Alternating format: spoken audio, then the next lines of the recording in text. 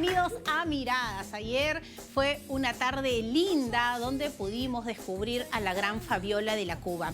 Ella nos habló de su pasión por el caballo peruano de paso, pero también de toda esta nueva vida que tiene hablando de la peruanidad. Así que gracias a todos sus seguidores y por supuesto ella está feliz y ha leído todos los mensajes que ustedes han enviado.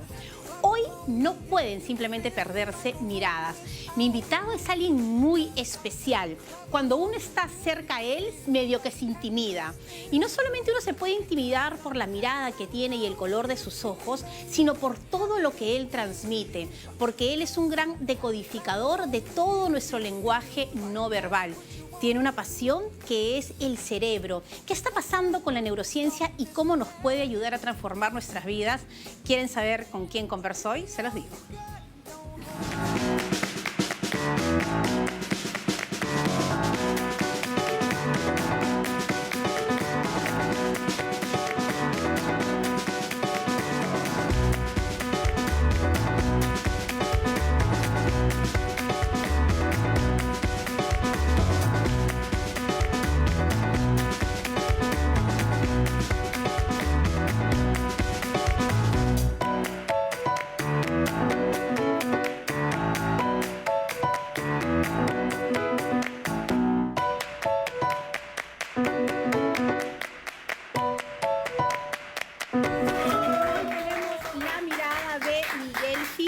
Miguel, bienvenido. Qué placer poder estar hoy conversando contigo y qué difícil poder hablar de ti cuando tú eres el experto hablando de los otros. ¿Cómo estás?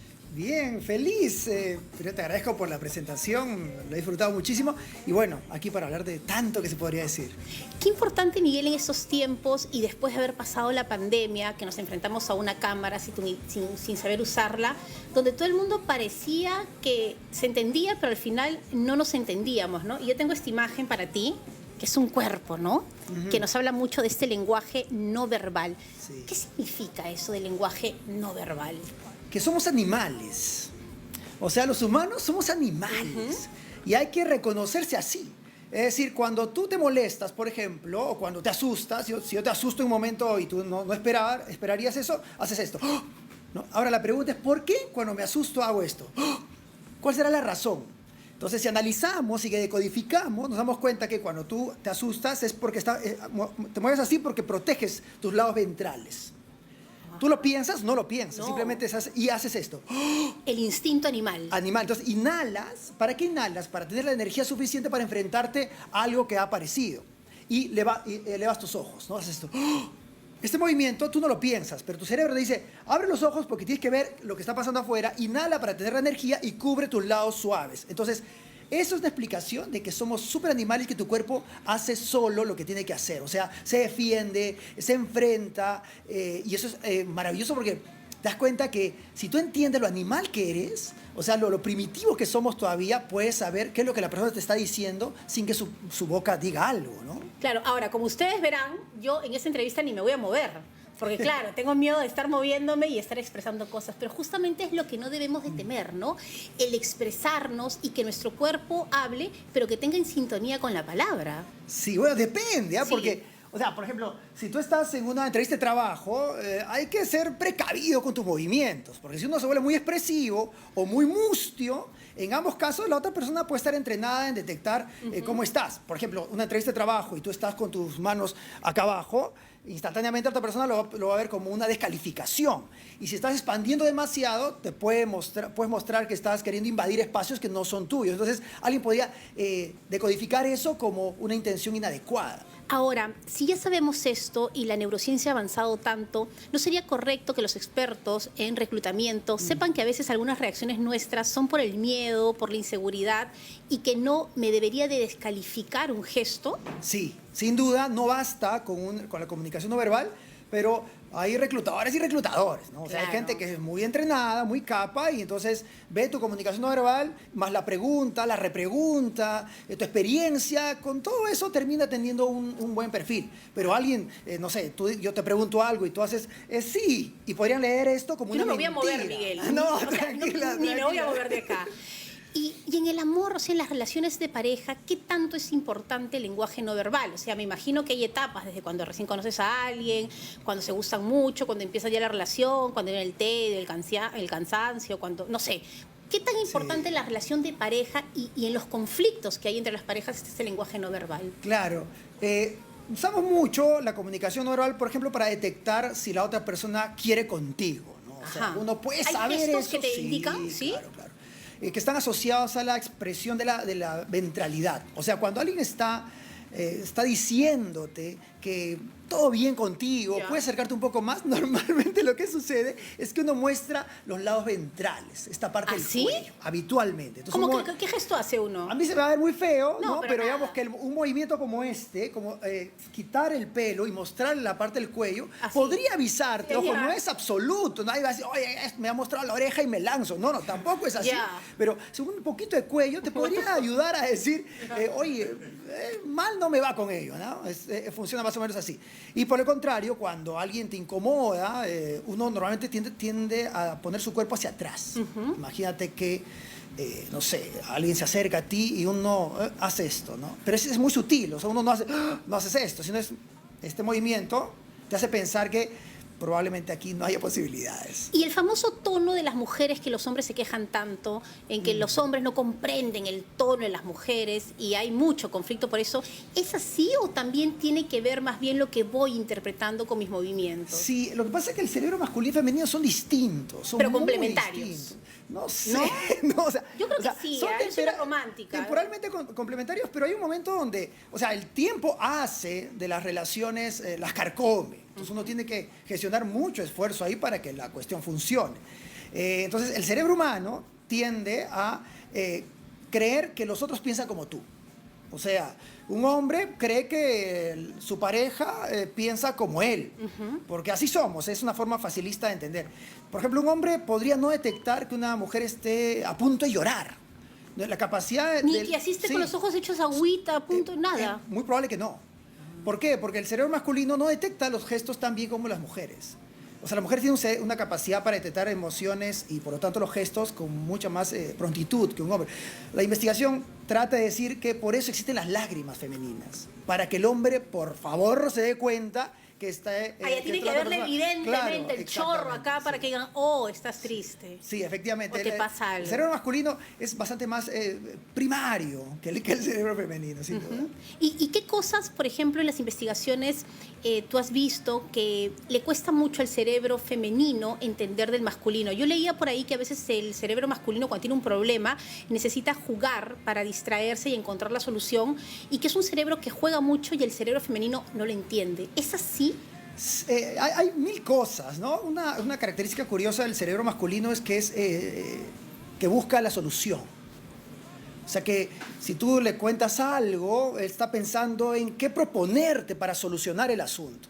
Y a veces un cerebro femenino lo que quiere es solo contarte, ¿no? O sea, solo ser escuchado. Empatía. Exacto, que sientan que hay una sensación de comunidad. Y el cerebro masculino quiere solucionar el asunto. Y cuando no encuentra la solución, se angustia.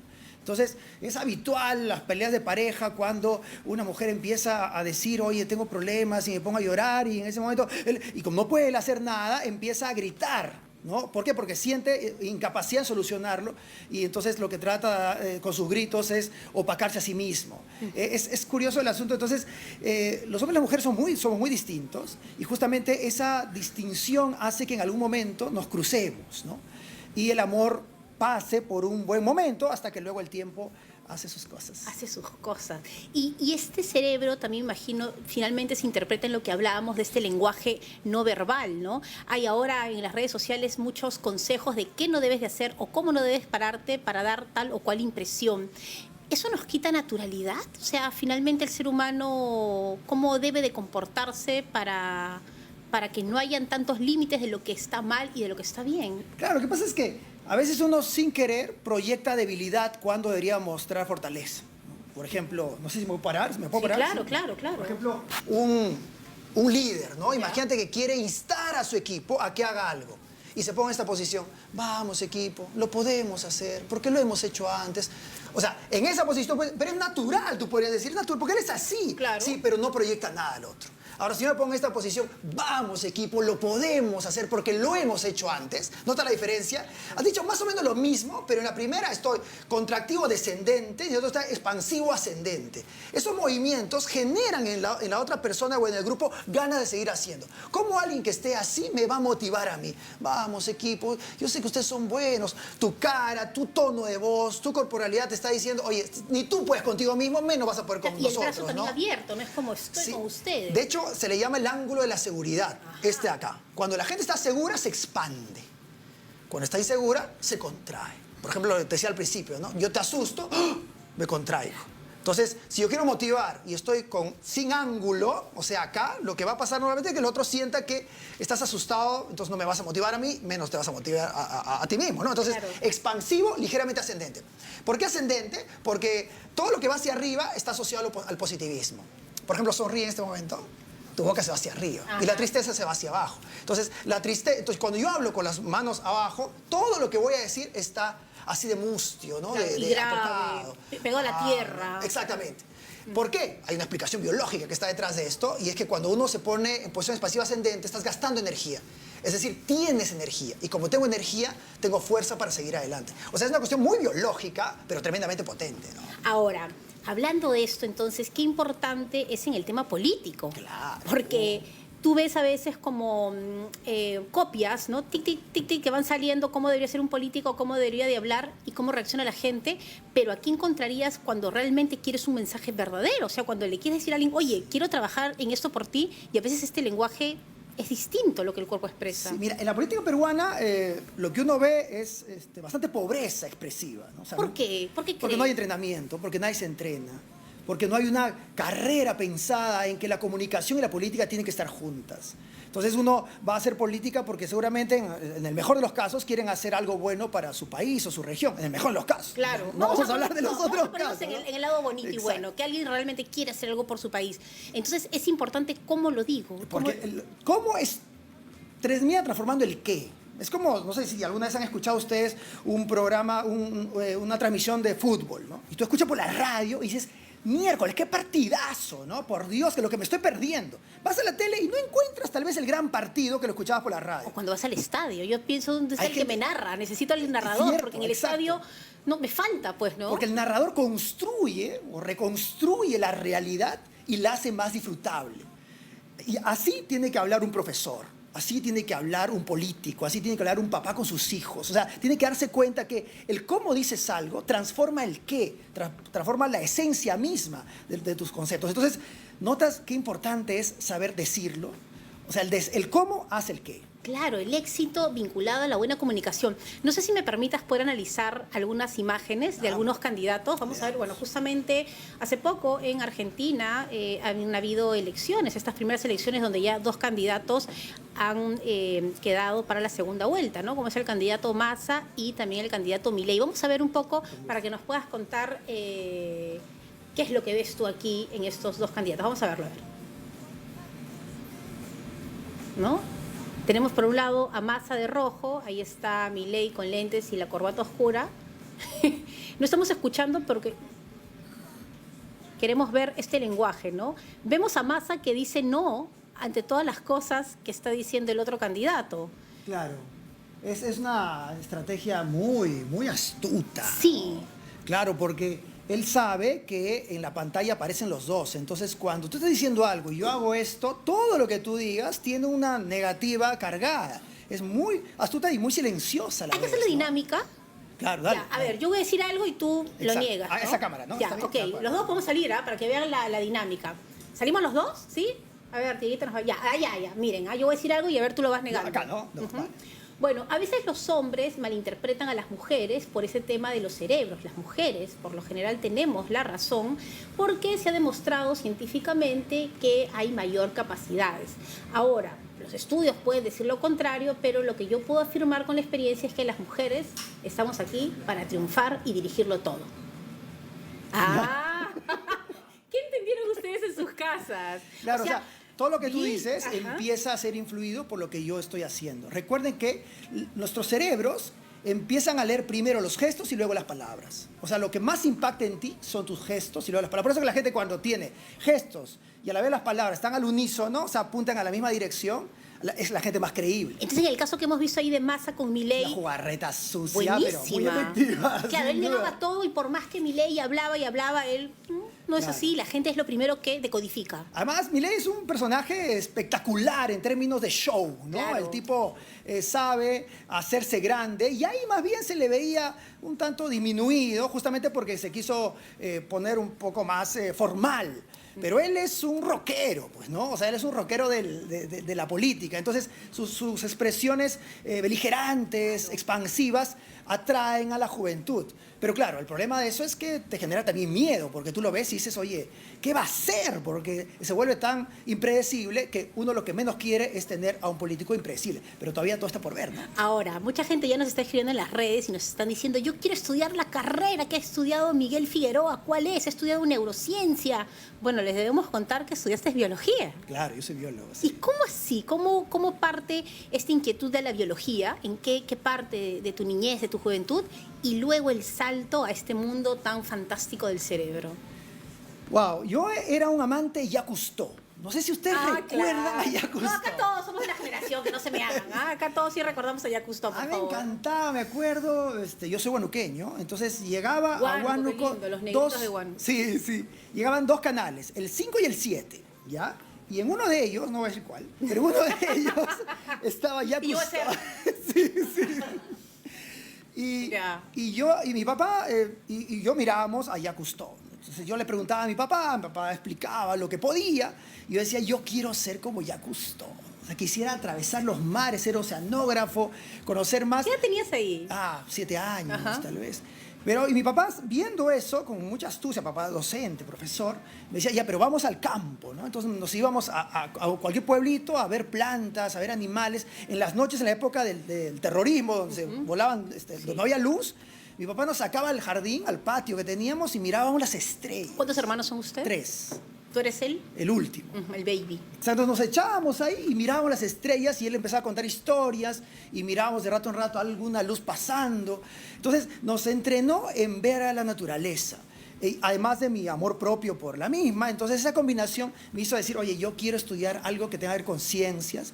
Y poco a poco me fui formando, después me puse más botánico, estudié mucho más botánica. Entonces tengo mucha pasión por las plantas, soy un fanático de ir a los jardines botánicos, de estar mirando plantas, no sé, etc. Hasta que luego empecé a conectarme con la evolución, que fue como que lo que yo quiero hacer. La evolución, ¿qué es? Es de dónde venimos y cómo esa cosa de nuestro viaje por la vida se ha quedado en nuestro cerebro. Por ejemplo, ¿por qué nos gusta la comida chatarra? Eso se explica por la evolución. O, por ejemplo, algo mucho más sencillo. ¿Por qué cuando te golpeas un dedo, qué haces cuando te golpeas un dedo? Piensen ustedes ahorita. A ver, ¿Qué ¿qué hacen cuando hacen te ustedes? Pues golpean un dedo, ¿qué hacen? ¿Ah? Uno, lo que hacen normalmente es esto, ¿no? Te golpeas, estás haciendo esto y te golpeas, haces esto, luego te chupas el dedo. Claro. Entonces, ¿pero por qué haces esto? La investigación ha evidenciado que está asociado a que cuando tú sientes algo que te ha golpeado el dedo, tu cerebro inconsciente lo que cree es que te ha mordido una serpiente. O alguien te ha mordido. Entonces, por eso tú sacudes el dedo. Para que salga el veneno y después saco el Exacto. veneno. Primero para botar a la serpiente que probablemente sigue estando ahí mordiéndote. Ah. Luego de eso, empiezas a hacer esto, muchos hacen esto y se chupan el dedo. Uy, qué difícil será discutir con ese señor, ¿no? Tiene explicación para todo. Ahora, Fíjate, ¿cuántos animales somos? Porque tú no has pensado eso. No. Ahora, de eso hay millones de conductas, millones de conductas. Por ejemplo, estás en un restaurante, o 2 restaurantes ya, y tú quieres entrar a uno. Uno está lleno y el otro está vacío. ¿A cuál vas? Al lleno. ¿Por qué? Porque pienso que es mejor, que si todo el mundo está ahí debe ser la comida superior al otro que no va nadie. Tendemos a hacer lo que los otros hacen. ¿Se acuerdan la época de la pandemia? no es que tenía personalidad. No, ya. No. Me canceló, ya, muy bien. La pandemia, todo el mundo compraba papel higiénico, ¿no? Sí. Dice, ¿pero por qué? Y la gente respondía, porque los demás compran. O sea, lo compro porque veo que están comprando y debe haber alguna razón. Claro. No sé, estoy yendo a comprar una refrigeradora y las dos tienen más o menos las mismas características y una dice la más vendida el mes pasado. Esa. ¿Y por qué? Porque ¿quién habrá comprado? Pero tú al ver que otros han comprado, te da seguridad de tú comprarlo también, aunque todos hayan caído en el mismo hueco, ¿no? Ya, y cuando nos enfrentamos a la ciencia, es decir, yo tengo un comportamiento, pero la ciencia, estoy leyendo que el sacudir el dedo y Sí. chupármelo no tiene nada que ver con el golpe, ¿cambio o el cerebro se resiste un poquito? Es muy probable que no puedas hacer nada. ¿Por qué? Porque tu cerebro, en tu cabeza tienes varios cerebros en realidad.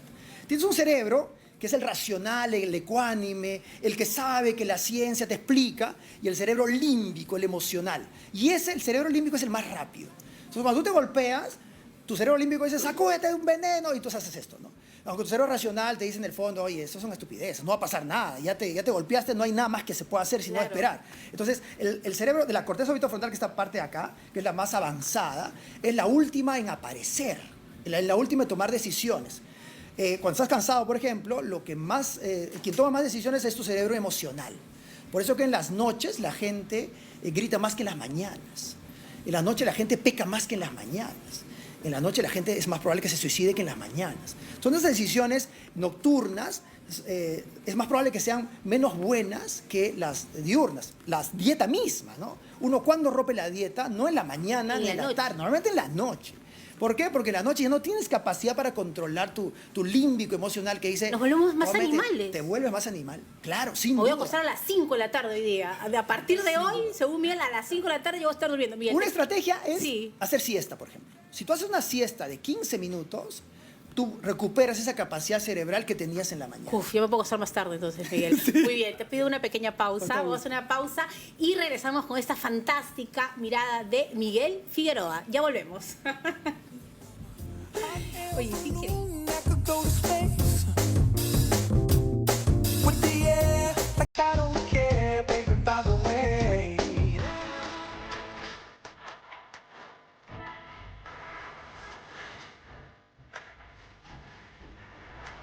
Estamos hoy con la mirada de Miguel Figueroa, aprendiendo tanto y justamente hablábamos en el corte, ¿no? Si estudiáramos más estos temas, si escucháramos más a los que saben como tú, ¿cuántos conflictos y problemas nos ahorraríamos en el tema de crianza de hijos, relación de pareja, en la educación, en el trabajo, en el clima laboral, ¿no? Por ejemplo, este mundito de la cronobiología es la ciencia que estudia nuestra toma de decisiones según las horas del día. Entonces, la investigación ha sido contundente en decir, oye, hay horas del día donde nuestro cerebro es mucho más eficiente y horas que no. O sea, las mañanas somos mucho más efectivos. Por ejemplo, los errores médicos, ¿no? En la tarde se duplican los errores médicos versus la mañana. Así que si tú puedes escoger cuándo te operan, En la mañana. mejor en la mañana, no es más probable. Ahora, se supone que las clases escolares empiezan a las 8 en punto porque los niños han descansado, el cerebro, con todo lo que tú estás diciendo. Pero también hay investigaciones que arrojan que los niños a veces son despertados a gritos, ¿no? ¡Ya! ¡Levántate! ¡La mochila! Y ese niñito llega con la hormona del estrés, el cortisol elevado. Sí. ¿Eso lo cambia? Hay varias cosas aquí. Primero hay que recordar que no todos los cerebros funcionan igual. Los cerebros de los jóvenes son cerebros más búhos. ¿Qué significa búho? Que funcionan mejor en la noche.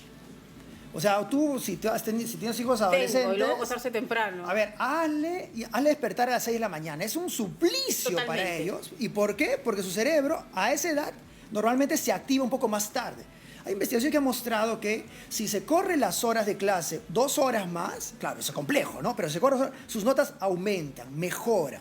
O otra estrategia es que las primeras horas de clase para los adolescentes no sean tan exigentes, porque sus cerebros siguen dormidos. Entonces tú les puedes hablar 1000 cosas desde todo el amor de tu corazón, pero sus cerebros están opacados. Y les pones matemática, comunicación, los imposible. cursos más fuertes. Y si a eso le agregas un papá, una mamá muy gritona, ¿no? Que ya despierte. Eso para ellos. Recuerden que para un adolescente, su papá, su mamá es más o menos su enemigo. Es más o menos enemigo. ¿Y por qué? Esto es biología pura, ¿eh? Porque tu cerebro, el cerebro de un adolescente, dice, me cae mal ellos para que me empuje a salir de la casa e ir a buscar mi propio destino. Ese es el del cerebro animal. Entonces, hay una investigación muy curiosa que ha mostrado que para los hijos los papás les huelen mal. Pero literal, o sea, literalmente mi papá me apesta, ¿no? ¿Y eso por qué? Porque eso empuja a que el joven quiera irse, ¿no? Y no hay que luchar contra eso porque es parte de la evolución. Hay que esperar, hay que esperar con paciencia. Ahora, Miguel, yo quiero compartir contigo el saludo de alguien que le tiene mucha estima y vamos a verlo porque recuerda justamente esta época de la universidad, de los aprendizajes. Vamos a ver de quién se trata, Miguel. A ver. Miguel Figueroa fue mi alumno en la Universidad Nacional Agraria La Molina, donde él estudió biología. Posteriormente hizo su tesis en papas nativas, como asociado a conocimientos tradicionales. Ya desde esa época, en su trabajo de investigación, destacó mucho su creatividad, su capacidad de narrar también, ¿no? Y finalmente también quiero destacar entre sus rasgos el humor fino. Dicen que la distancia entre dos personas, la distancia más corta entre dos personas, es la risa, la sonrisa. Y con Miguel nos hemos reído mucho, hasta de nosotros mismos. Gratísimos recuerdos, Miguel. Un fuerte abrazo. Juan, qué maravilla. Para los que no conocen, esa persona que ustedes han visto es un espectacular científico, ¿no? Y a veces uno no conoce a esos que transforman el país. Y Juan Torres es uno de ellos. Es un extraordinario científico, ha trabajado con comunidades campesinas, ha recuperado papas nativas. Es un tipo realmente fascinante. Deberíamos de hacer un programa solo con Juan Torres. Solo con Juan, Sí. ¿no? Y justamente él describía algo de ti vinculado al contar historias, a la narración, donde también tú has entregado muchísimo a través de la historia, ¿no? El contar. ¿Cómo así? ¿Cómo relacionas esto de narrar, de contar justamente con esta máquina tan maravillosa como es el cerebro? La investigación ha mostrado que cuando uno narra una historia, encuentra un camino secreto de comunicación entre las personas. Es decir, yo te puedo dar muchos datos científicos, y tú me vas a escuchar y me vas a creer.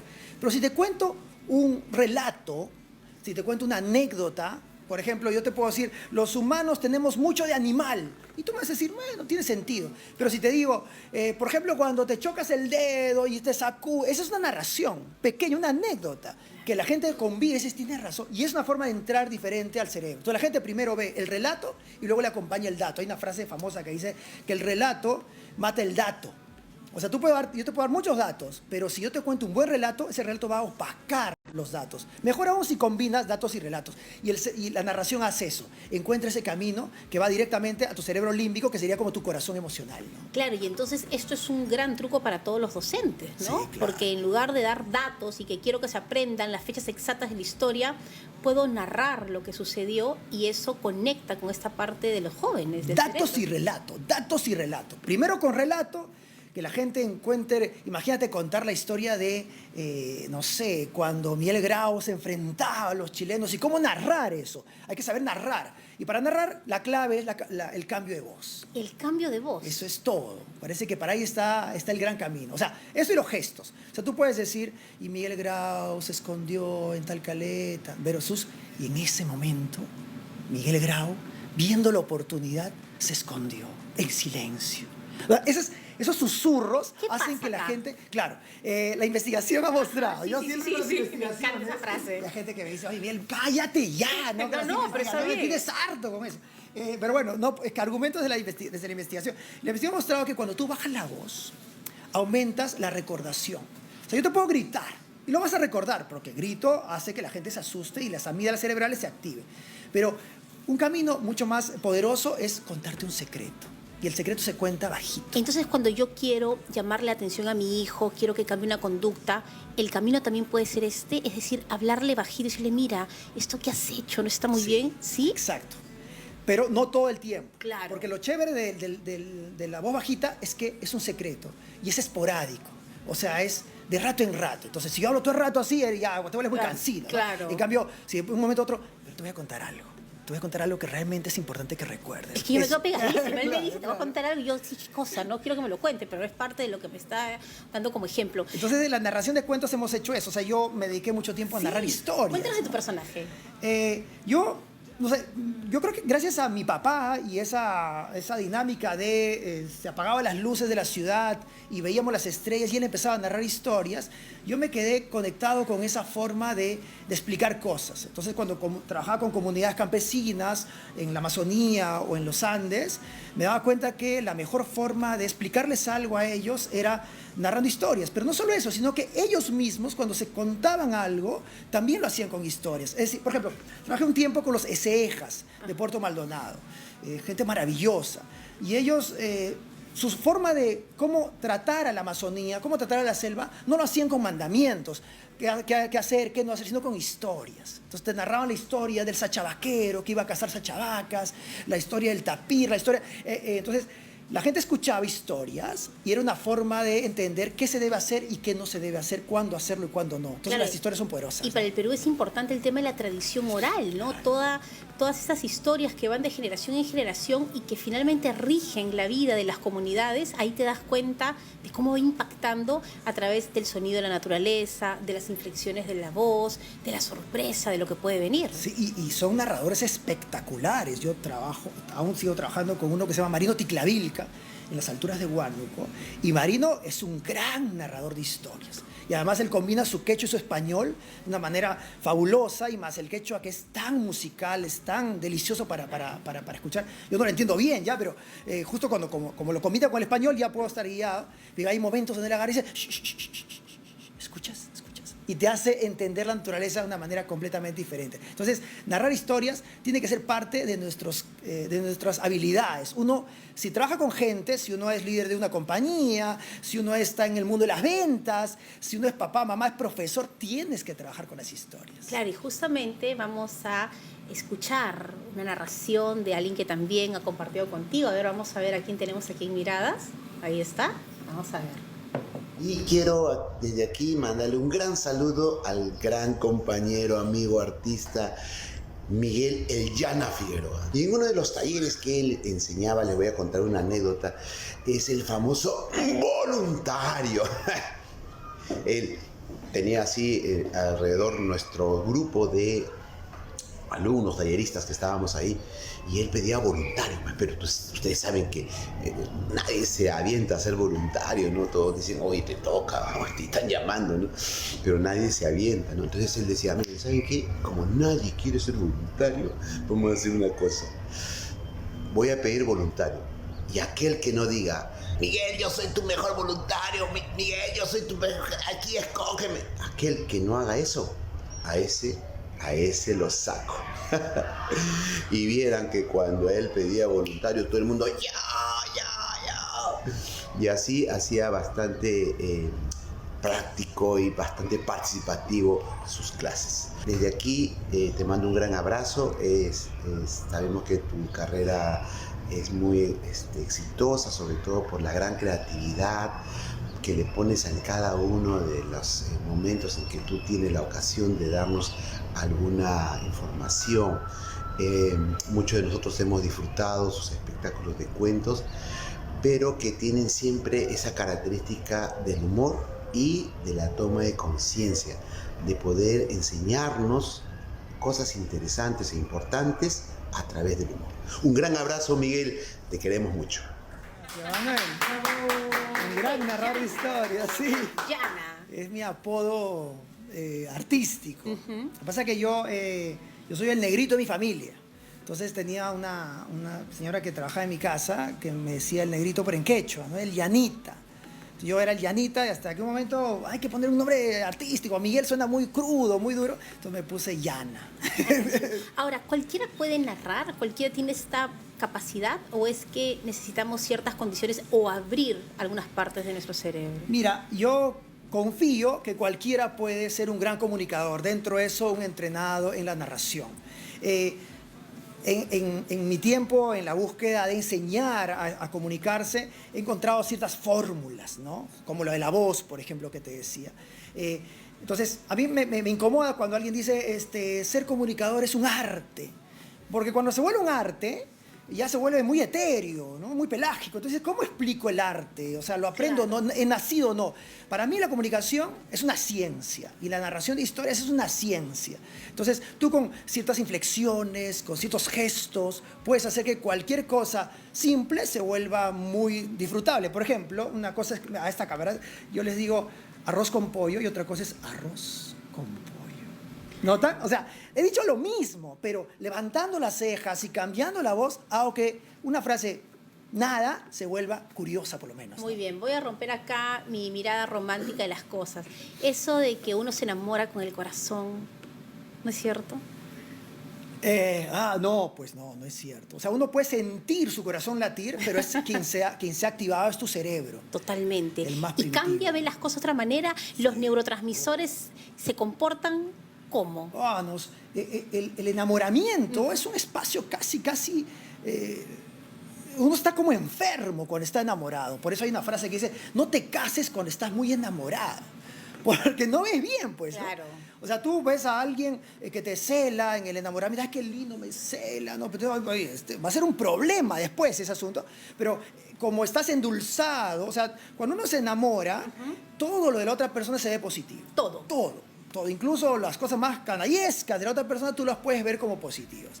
Y eso es un problema. Ahora, gracias a eso existe la especie humana, porque si tú fueras muy racional, ves los errores de la otra persona y no piensas en nada con esa persona. Claro. Entonces, cuando tú te embebes de dopamina, ves que la otra persona es absolutamente perfecta, entonces tu cerebro te dice, reprodúcete. Se juntan, se reproducen y la especie puede continuar. O sea, el enamoramiento es una estrategia para que tú idealices a la otra persona, se reproduzca y así tener siguientes individuos en el futuro. O sea, esto es una forma muy cruel de decir las cosas, Claro, ¿no? pero es lo que sucede. Pero los humanos somos así de animales, ¿no? ¿Y en qué momento ya pasa esta parte romántica del enamoramiento en el cerebro? ¿En cuánto tiempo? O sea, ¿hasta cuánto tiempo deben esperar así como para tomar decisiones? Sí. Helen Fisher, una famosa investigadora de neurociencia del amor, ha mostrado que si uno está con alguien por más de 2 años y la cosa ya ha agarrado un buen nivel, es muy probable que ese sea un amor verdadero, ¿no? Es un amor que de hecho se hace un puente de neuronas. Cuando tú estás con alguien 2 meses, lo que menos debes hacer es comprometerte, ¿no? Imagínese un contrato de por vida. ¿Quién hace un contrato de por vida? Pero cuando uno se casa, hace un contrato de por vida. Una cosa Claro, de con loco, full ¿no? dopamina, sigue con calma, nos dice Miguel. Vamos a hacer otra pausa y regresamos con esta mirada única de Miguel Figueroa. Volvemos.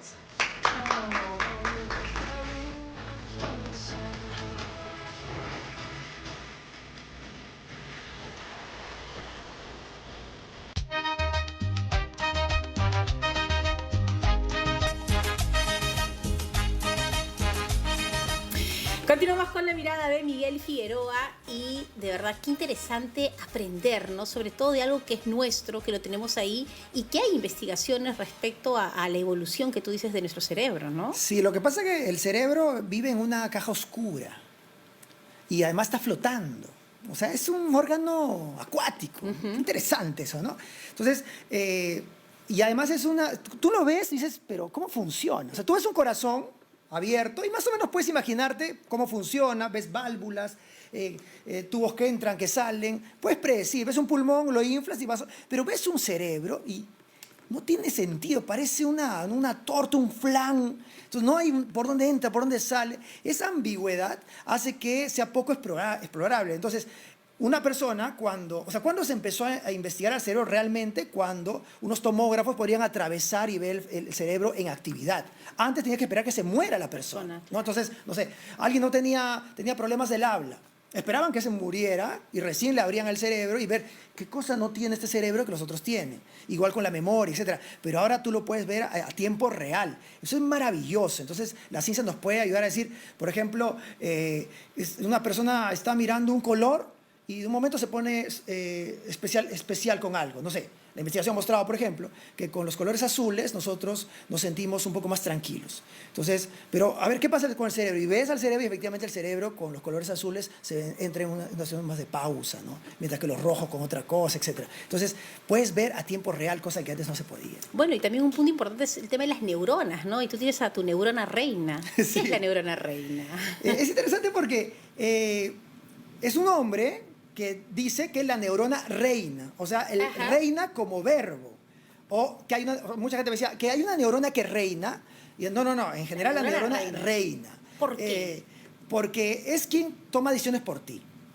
De hecho, hay investigaciones que han mostrado que cuando tú te enteras de las decisiones, tu cerebro ya había decidido algunos segundos antes. Esto es un poco extraño de decir. O sea, cuando tú dices, compro esto versus lo otro, En realidad tu cerebro 2 segundos antes ya había decidido que iba a comprar eso. Y tú recién te enteras después. O sea, hay una suerte de dictadura de tu cerebro por decidir cosas y luego tú te enteras. Yo sé que te puede parecer muy raro esto, pero yo escogí casarme con tal persona. Ya, tu cerebro lo había escogido hace rato ya. Solo que ¿Y tú cómo recién te así enteras toma esa después. decisión antes el cerebro? Sí. ¿De qué se vale? El cerebro tiene información de varios lados. Entonces van combinando cosas, combinando ideas y dicen, por aquí va el asunto. Y te hacen saber después cómo tú debes escoger. Y uno dice, ah, qué chévere, escogí. Sí, pero en realidad te escogió tu historia pasada. O sea, esos datos que tú has ido alimentando con vivencias, con experiencias, va acumulándose en tu cerebro y luego un momento tu cerebro solo toma decisiones sin que tú lo notes, ¿no? Por ejemplo, no sé si les ha pasado alguna vez que estás, no sé, buscando, llenando un crucigramas y no encuentra la maldita palabra, no encuentra la palabra, ya te cansas y lo abandonas. Y luego cuando estás, no sé, planchando, lavando, aparece la palabra, ¿no? Y tú dices, ¿pero qué pasó? Tu cerebro seguía trabajando sobre ese problema. No se apagó. Nunca se apagó. Y recién después es cuando y te dice, oye, esta es la palabra. Pero ojo, el cerebro siguió trabajando. Por eso es que es tan importante, por ejemplo, para los educadores, saber cómo le hablan a los niños. Porque si un educador le dice, el niño no puede, el cerebro lo guarda como, no puedo, dejo de trabajar y se acabó. Pero cuando si le dices, aún no puede o está en proceso, el cerebro sigue trabajando. Entonces, las palabras son tan importantes de cómo nos tratamos o cómo tratamos a nuestro cerebro o al cerebro de nuestros hijos, ¿no? Claro, y fundamental para aprender. Ahora, la neurona reina también es el nombre de este paso tuyo por la televisión, ¿no? Donde Sí. pudimos descubrir, aprender, conocer, pero sobre todo impactarnos, ¿no? Con cada información que dabas. Mira, fue uno de los momentos más felices de mi vida porque yo suponía Ajá. que era un tema que le podría gustar a la gente. Yo suponía. Suponías. Suponía.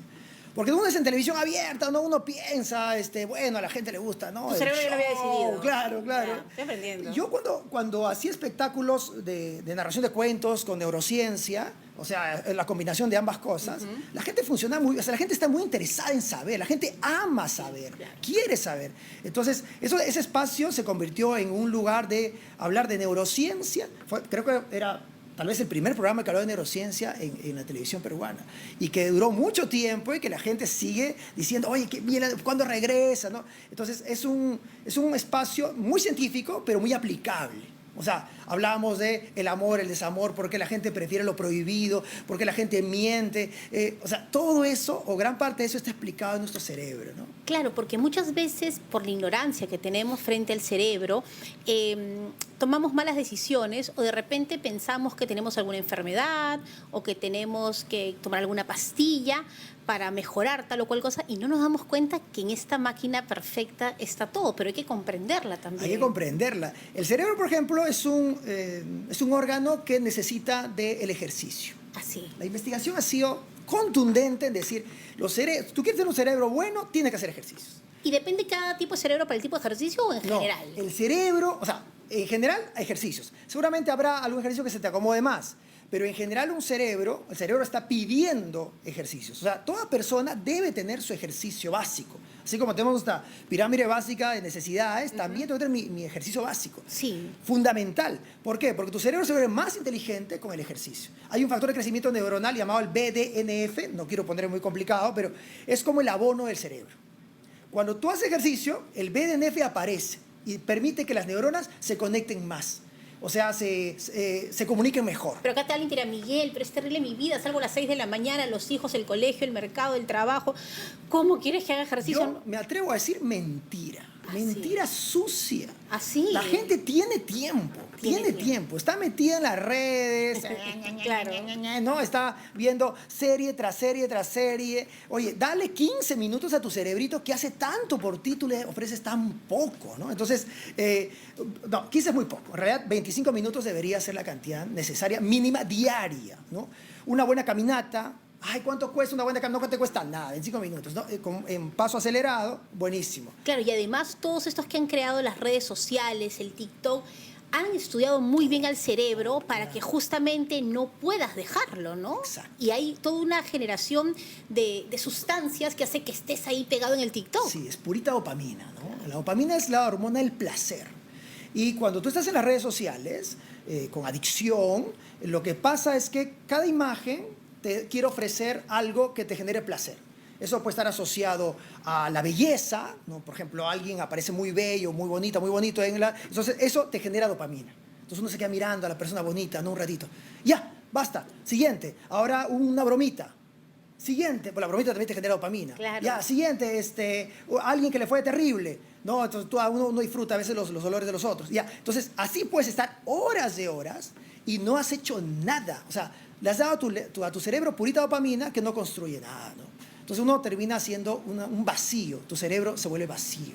Impresionante. Ahora, también tienes una linda etapa de radio, ¿no? La radio que permite llegar a muchas personas, no hay que correr tanto y es un momento de disfrute para uno también, ¿no? Y me gustaría, antes de que me cuentes esto, compartir algo aquí, miradas para ti. A ver, vamos a ver. A ver, Alfredito, ¿qué nos traes? Vamos a verlo. La neurona reina ha logrado que Miguel vaya recorriendo distintas partes del Perú y del mundo, enseñándonos cómo es que nuestro comportamiento tiene un antecedente primitivo. Esto lo ha llevado a ser entrevistado en diferentes medios de comunicación, teniendo conversaciones sumamente atrapantes por la cantidad de datos que nos puede aportar él en una entrevista entera. Pero hoy, mi querida Miguel, hemos venido a visitar a un personaje que no solamente te ha sacado diferentes respuestas, sino que también varias sonrisas y un montón de gratos momentos. Está con nosotros el señor Carlos Galdós. Bienvenido a la Cámara de Miradas. Bienvenido. En primer lugar, quisiéramos saber cómo es trabajar con Miguel. Mira, yo disfruto mucho el bloque que Miguel tiene en el programa. Es más, yo siempre digo que el programa que hago en las mañanas en Radio Oxígeno es todo un pretexto para presentar el bloque de Miguel. O sea, tú sientes que todo está direccionado. Todo es un pretexto, todo es un pretexto. Las 4 horas que dura el programa son un pretexto para el bloque de Miguel, que espero en serio lo espero con muchas ganas. Por varios motivos, ¿no? Porque Miguel primero comunica muy bien, tiene mucha facilidad para hacer fácil el conocimiento científico. O sea, es un divulgador científico brillante, en honor a la verdad. Lo otro que me gusta mucho de Miguel, además de su barba candado, claro, es lo generoso que es con el conocimiento. Miguel es una persona muy generosa con el conocimiento, no solo académico, que bueno, sino con el conocimiento personal, que eso es lo más valioso. O sea, he tenido un par de oportunidades, no más de 3, unos micro momentos de conversación, de intercambiar ideas de temas personales. Y también hay un valor ahí súper importante. Una persona que te cuenta desde su experiencia qué está viviendo, qué está transitando y te invita a tomar esa experiencia, es muy generosa. Entonces, es un hombre generoso con el conocimiento en general, como te digo, ¿no? Ahora, hablando del conocimiento del cual te refieres, Miguel es un hombre que sabe leer mucho a las personas y que también conoce cómo desarrollarse en diferentes contextos. ¿Sientes Seguro. que has aprendido algo en específico de él en tanto tiempo? Aprendo todo el tiempo, es más, trato siempre de hecho, estaba viendo, me recomienda algunos textos, le pido recomendación de algunos libros, de algunos textos. Hay una cosa bien interesante que has dicho, ¿no? Porque no sé si había una serie que se llamaba Miénteme, ¿no? De un tipo que estaba muy entrenado en la comunicación no verbal. Y claro, a mí me pasa eso con Miguel. Cuando estoy con él, en mi cabeza digo, pucha madre, se está dando cuenta de lo que estoy pensando, mi comportamiento, qué dice mi cara, qué dice mi ceja, me está leyendo, me está interpretando mis movimientos. Ay, qué lindo, Carlos. Bueno, es lo mismo que yo siento en esa entrevista que ha dicho Carlitos Galdós. Gracias, Carlos, por Gracias, estar en Carlos. Miradas. Maravilloso. Un tipo que está aprendiendo todo el tiempo, Carlos. Muy apetitoso de la información, quiere leer, todo el tiempo le está dando información científica. Y es importante porque él está trabajando mucho en el tema de los adolescentes, Sí. que pensamos que es nuestro gran dolor de cabeza, pero solamente hay que entrar al cerebro adolescente, ¿no? Sí. Y explicarles un poco que ellos todavía no tienen la parte racional. Exactamente. O sea, el cerebro humano va avanzando en el tiempo, o sea, no está nunca estático. Eso se llama la neuroplasticidad. Es decir, cuando tú aprendes algo, tu cerebro empieza a generar nuevas conexiones. Hay edades donde eso es muy activo, ¿no? Los primeros años de vida. Cuando tú eres adolescente, o cuando eres adolescente, esta parte de acá no está completamente formada. Se llama la corteza prefrontal, esta parte de acá, ¿no? La frontalidad. Y esa es la parte que te ayuda a tomar decisiones más cuidadosas, más racionales, más calculadas. Entonces, cuando a un joven le pides, decide tu carrera, a los 16 años, o sea, es muy arriesgado. Puede hacerlo y puede hacerlo bien, pero lo más probable es que tenga muchos resbalones. Entonces, a los 16 años uno tiene que ir a explorar, a conocer, a experimentar, a preguntar, y luego de eso va a darse cuenta que le va a gustar. Entonces, el tiempo va a transformar a las personas porque el tiempo le da al cerebro posibilidad de desarrollarse. Ahora, hablamos mucho del tema de la autoestima y que debemos de mejorarla, pero ¿cómo influye negativamente el maltrato infantil Sí. en el cerebro? ¿Qué es lo que pasa y por qué luego tenemos consecuencias? Sí, y el maltrato, mira, uno puede pensar en el maltrato como el golpe, y efectivamente lo es, pero el maltrato también podría ser hacer que los niños no jueguen. O sea, cuando yo hago que un niño no juegue, hago que el niño no aprenda. ¿Por qué? Si tú te vas a dar cuenta, todos los mamíferos, todos los cachorros mamíferos, si has tenido perritos, gatitos, todos están jugando. Si un cachorrito de cualquier especie juega. Y uno se pregunta, ¿por qué? ¿Por qué juegan los cachorritos? O sea, ¿cuál es la razón? Porque el jugar es una forma de aprender. Cuando tú cohibes la posibilidad de que un niño juegue, no sé, a veces me pasaba a una esquina y una persona que estaba trabajando ahí tiene al niño cargado pidiendo dinero, o metido en una caja, o casi amarrado debajo del puesto. Ese es un espacio donde el niño no puede jugar. Y como no puede jugar, no puede aprender. Y como no aprendemos, nuestro cerebro no se desarrolla. Si en el futuro, yo no sé por qué mi hijo está así, es muy probable porque en el pasado no ha jugado. Y una cosa curiosa es que la investigación ha mostrado que los niños juegan cuando se sienten seguros. O sea, cuando un niño se siente seguro en un espacio donde está protegido, normalmente los niños juegan más. Y cuando juegan más, aprenden más. Y cuando aprenden más, les va mejor en el futuro. Entonces, Y el compararlos, el humillarlos, el gritarlos, el no tenerles paciencia, afecta siendo algo plástico. claro, porque recuerde que nuestro cerebro se llena de programitas, como de memorias, ¿no? No sé. Si me han dicho 200 veces que yo soy malo en esto, lo más probable es que la 201 vez que yo vaya a hacer algo, voy a recordar eso y digo, oye, yo no lo he hecho nunca, mis papás me han dicho que no lo hago, que soy un bruto, que soy un burro, he escuchado de eso, es doloroso. Entonces el niño escucha a la autoridad, escucha a los docentes, escucha a sus papás y dice, si me han dicho eso que soy así, yo voy a ser así, incluso sin serlo, ¿no? Es programado esta máquina. Exactamente. Entonces en el futuro te va a ser mucho más difícil, o sea, puedes cambiarlo, pero el reto es mayor. Entonces, cuando una persona ha crecido en un ambiente estimulante, motivador, tienes pasos adelante frente al resto. Si has hecho que tus hijos jueguen, hagan deporte, lean profundo, discutan, ellos tienen pasos adelante frente al resto. Entonces, la gente cuando llega a la adolescencia o a la adultez, o la primera adultez, todos no están en el mismo nivel. Los que no han jugado están más atrás. Los que no han conversado están mucho más atrás. Los que no han jugado, no han leído, están al fondo. Entonces, no hay forma de competir del mismo nivel, ¿no? Claro, ahora, muchos nos dicen, bueno, ¿dónde sacó todos estos conocimientos? Miguel, tú tienes unas redes fantásticas, pero también tienes publicaciones, ¿no? Que creo ahí podemos entender justamente de todo lo que hoy nos has hablado. Sí, mira, yo soy un amante, mira, yo hablo mal de las redes, pero a la vez uso las redes, porque creo que las redes podrían ser una herramienta espectacular para transmitir información.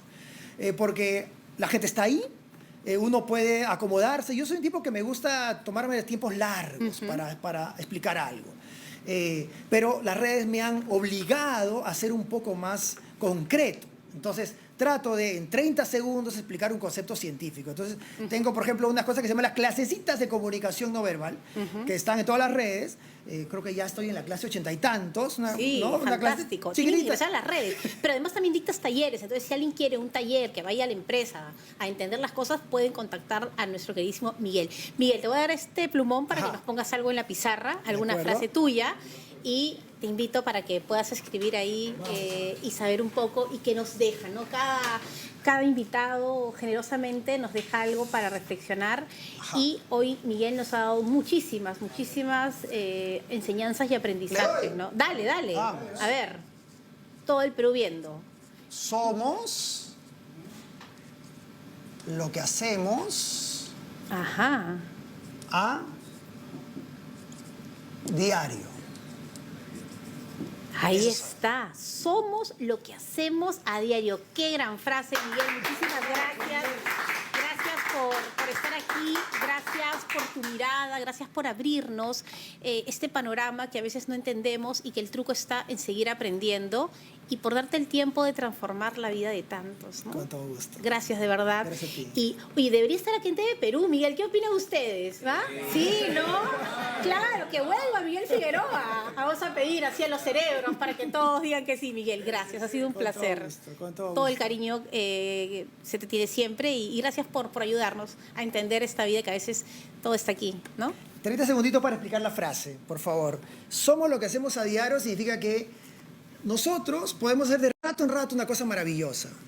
Y bien, pero la clave es que hagamos cosas pequeñitas, pero a diario. Transformamos nuestro cerebro y cambiamos el medio. En cambio, si de rato en rato hacemos una cosa chévere y nunca más, nada va a servir. Somos lo que hacemos todos los días. La constancia. Gracias, Miguel. Esa ha sido la maravillosa mirada de Miguel Figueroa. Muchísimas gracias por haber estado aquí.